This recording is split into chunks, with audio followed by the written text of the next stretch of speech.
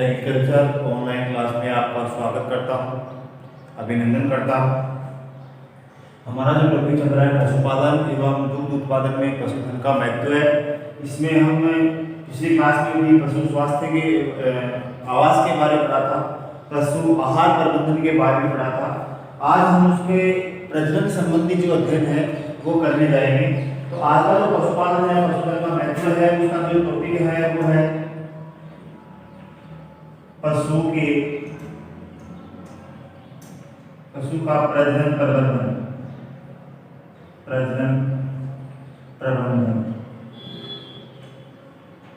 कि अपन किस प्रकार से पशु का प्रजनन संबंधी जो है वो मैनेजमेंट कर सकते हैं। सबसे पहले अपने को मैनेजमेंट, मैंने पहले की जो क्लास थी उसमें बताया था, किसी भी कार्य को योजनाबद्ध तरीके से करना या पूर्व प्लानिंग के अनुसार करना या किसी कार्य को करने की जो कला है वो प्रबंधन कहलाता है। यहाँ पर प्रजनन प्रबंधन का अर्थ क्या होता है इसके बारे में जाने, उसके बाद में अपना आगे विस्तार से पढ़ेंगे। तो प्रजनन का अर्थ क्या होता है? पशु जो है या जो जीव है वो अपने समान नई संतति पैदा करने की क्षमता रखता है। तो जीवों द्वारा अपने समान नई संतति तैयार करना या पैदा करना क्या कहलाता है? प्रजनन कहलाता है। कहने का मतलब कोई भी जो जीव है उस जीव को, जो जीव है वो गर्भित होने से लेकर और प्रसव क्रिया तक की जो पूरी प्रक्रिया है वो क्या कहलाती है? प्रजनन कहलाती है।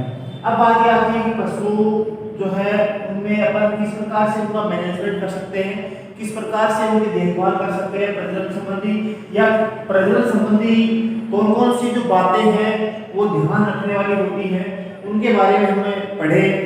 तो प्रजनन की मैंने आपको बताया, अपने समान, शॉर्टकट में लिख रहा हूं, संतति उत्पन्न करना क्या कहलाता है? प्रजनन कहलाता है।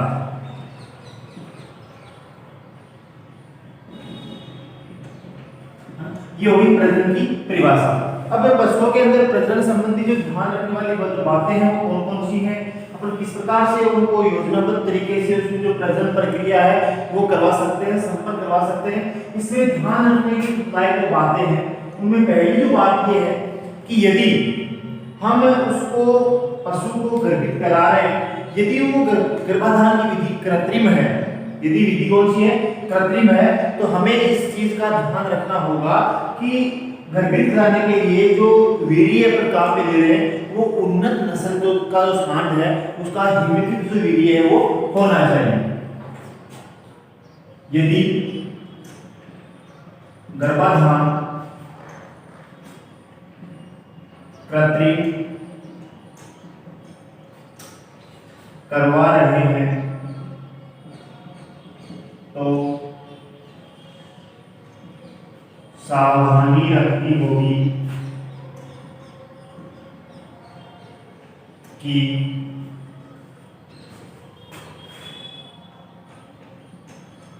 उत्तम नस्ल के सांड का हिमीकृत वीर्य प्रयोग में लाया जाए। यदि कृत्रिम गर्भाधान है तो जो वीर्य हम काम में ले रहे हैं वो कौन सी उत्तम नस्ल के सांड का हिमीकृत होना चाहिए। यदि अपन गर्भाधान प्राकृतिक रूप से करवा रहे हैं तो जिस सांड के साथ क्रॉस करवा रहे हैं वो उत्तम नस्ल का, उत्तम कद काठी का होना चाहिए। यदि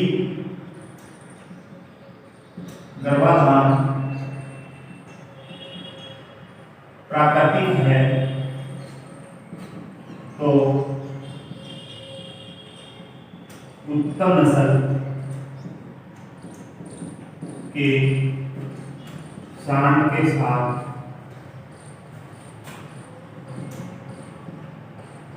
क्रॉस करवाना चाहिए।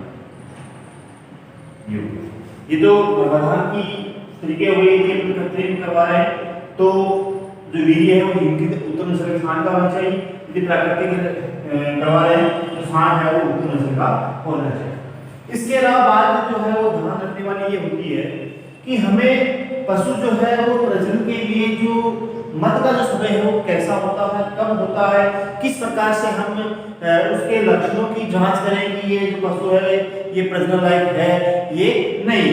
तो इसमें ध्यान रखने वाली बात ये है कि जो पशु है वो उसके जो बाह्य लक्षण है, मत के जो लक्षण है, जैसे उछलना है, बार बार मूत्र करना है, मूत्र सूंघना है, तो ये जो बाह्य लक्षण है उनके आधार पर अपन पता कर सकते हैं कि जो पशु है वो मध्यकाल में है।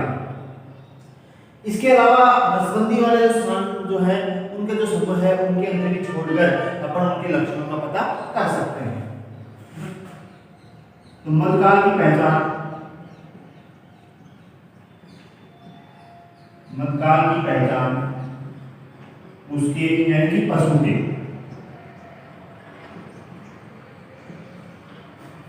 बाह्य लक्षणों के आधार पर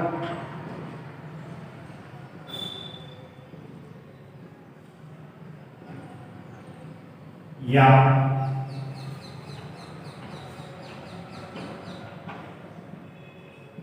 नसबंदी किए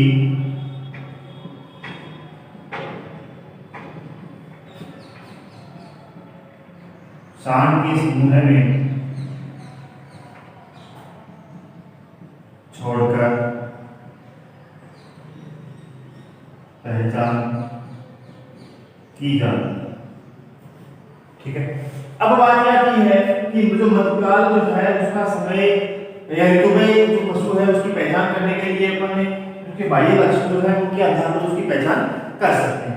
बात क्या आती है कि क्या मध्यकाल में आने के तुरंत बाद उसको गर्भित कराना चाहिए या नहीं कराना चाहिए। तो मध्यकाल के लगभग 18 से 20 घंटे बाद, 12 से 18 घंटे का जो समय होता है वो गर्भित कराने का उत्तम समय माना जाता है ना। तो गर्भधारण का जो समय है, गर्भधारण का समय मध्यकाल से 12 से 18 घंटे का उत्तम समय होता है। ठीक है, इस गर्भधारण समय है यदि कोई पशु मध्यकाल में आ गया है, ऋतु में आ गया है तो उसके 12 से 18 घंटे बाद अपन जो यदि उसको गर्भित कराए तो वो समय जो है वो उत्तम माना जाता है। अब समय जो है या जो पशु है वो किस प्रकार से कब ऋतु में आता है या आना चाहिए। तो जो बछिया है या जो पाड़ी जो है वो गर्भ धारण करने का जो समय जो होता है या जो लायक होती है प्रजनन के लिए, तो वो लगभग 3 वर्ष या 300 किलो वजन तक जो है वो प्रजनन योग्य हो सकती है। तो बछिया या पाड़ी 3 वर्ष या 300 केजी वजन होने पर प्रजनन लायक हो जाती है। यदि नहीं हो तो क्या करें, चिकित्सक की जांच करवानी चाहिए, चिकित्सा जांच करवानी चाहिए। ठीक है, ये हो गया गर्भित का समय या जो कब जो पशु है वो गर्भित हो सकता है या प्रजनन योग्य हो सकता है। इसके अलावा यदि प्रसव क्रिया हो गई तो उस समय प्रत्येक पशु के पास या जो पशु जो है उसके पास एक व्यक्ति का होना अनिवार्य होता है, ताकि जो पशु है वो और जो उसका जो बच्चा है या शिशु जिसको बोल सकते हैं वो किसी भी प्रकार की आवश्यकता होने पर उसको जो सुरक्षा है वो मुहैया करवाई जा सके। तो पशु के पास एक व्यक्ति का होना आवश्यक है, ताकि पशु है शिशु को सुरक्षा प्रदान कर सके। ठीक है, तो ये इस प्रकार से अपन उनका मैनेजमेंट जो वो कर सकते हैं। जो गर्भाधान है वो कृत्रिम रूप से करवा सकते हैं, वो प्राकृतिक रूप से करवा सकते हैं। पहचान किस प्रकार से की जाती है, मध्यकाल का जो आने के बाद में उसका जो गर्भधारण का समय है क्या होता है, कितने वर्ष बाद तो जो पशु है उसको गर्भित करवाया जा सकता है। इसके अलावा जो पशु है उसके पास एक व्यक्ति का होना जरूरी है ताकि जो शिशु है वो जो पशु जो है या मादा पशु जो है उसको सुरक्षा प्रदान की जा सके। इसके अलावा एक जो पॉइंट है मेन ध्यान रखने वाली बात ये है कि जब पशु ब्याह आता है, ब्याहने के बाद में या प्रसव के बाद में कितने टाइम बाद जो पशु है वो वापस गर्भधारण लायक हो सकता है। तो जो गाय भैंस और बकरी, गाय भैंस व बकरी ब्याहने के 18 से 21 दिन बाद वह भेड़ ब्याहने के 15 से 18 दिन बाद गर्भधारण या मध्य में आ सकती है। ये हो गया, यानी जो पशु है गाय भैंस बकरी जो है वो ब्याहने के 18 से 21 दिन बाद, और जो भेड़ है वो 15 से 18 दिन के बाद जो है वो गर्भधारण या मध्य में आ सकती है, यानी पुनः गर्भधारण वो कर सकती है। तो इस प्रकार से अपन इन सभी बातों को ध्यान में रखते हुए प्रजनन संबंधी जो मैनेजमेंट है पशुओं का वो कर सकते हैं। सबसे पहले ध्यान रखने वाली बात यह है कि अपन जो गर्भाधान है वो कौन सी विधि से करवा रहे हैं, कृत्रिम से करवा रहे हैं या प्राकृतिक से। यदि कृत्रिम से करवा रहे हैं तो जो वीर्य है वो हिमकृत होना चाहिए, उत्तम नस्ल के सांड का होना चाहिए। यदि गर्भाधान प्राकृतिक करवा रहे हैं तो जो सांड है वो उन्नत नस्ल का होना चाहिए। यदि और इसके अलावा मध्यकाल जो पहचान है वो उसके बाह्य लक्षण के आधार पर या नसबंदी की सांड का जो गुच्छा है समूह जो है उसमें छोड़कर जो है वो कर सकते हैं। इसके अलावा गर्भधारण का जो समय है वो मध्यकाल के 12 से 18 घंटे के अंदर जो उत्तम माना जाता है। मध्यकाल में आने के तुरंत बाद यदि हम उसको ले जाना चाहें या उसको गर्भधारण करवाना चाहें तो ऐसा कम चांसेस होते हैं, लेकिन यदि वो समय 12 से 18 घंटे का भीतर का है तो वो उत्तम समय माना जाता है उसके गर्भधारण का। इसके अलावा बच्चा या पानी है वो 3 वर्ष या 300 केजी वजन होने पर वो प्रजनन लायक हो जाती है, प्रजनन योग्य हो जाती है। इसके अलावा पशु के पास एक व्यक्ति का होना आवश्यक है ताकि प्रसव के बाद में जो शिशु है वो पशु जो है उसको आवश्यक सुरक्षा प्रदान की जा सके।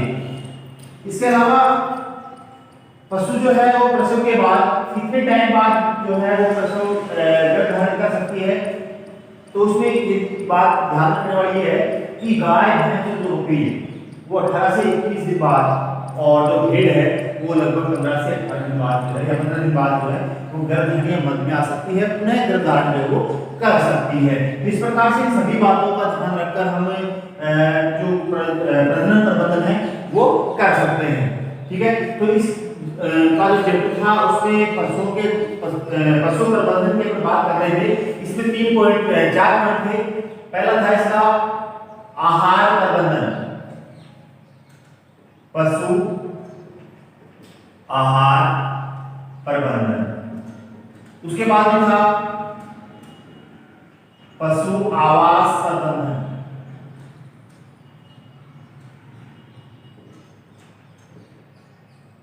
तीसरा हो गया ये, और चौथा जो पॉइंट है वो है पशु स्वास्थ्य प्रबंधन, है ना। तो पिछली जो क्लास थी हमारी लास्ट क्लास थी उसमें आहार प्रबंधन पढ़ लिया, पशु आवास प्रबंधन हो गया। आज की जो क्लास है उसमें पशुओं के प्रजनन का जो प्रबंधन है वो हो गया। नेक्स्ट जो क्लास होगी उसमें हम पढ़ेंगे पशु स्वास्थ्य प्रबंधन, ये पॉइंट पढ़ेंगे नेक्स्ट क्लास में। ठीक है, आई होप आपके समझ में आया होगा। एग्रीकल्चर ऑनलाइन क्लास लेने के लिए लगातार हमारी वीडियो के साथ हमारे यूट्यूब चैनल के साथ बने रहिए। धन्यवाद। है।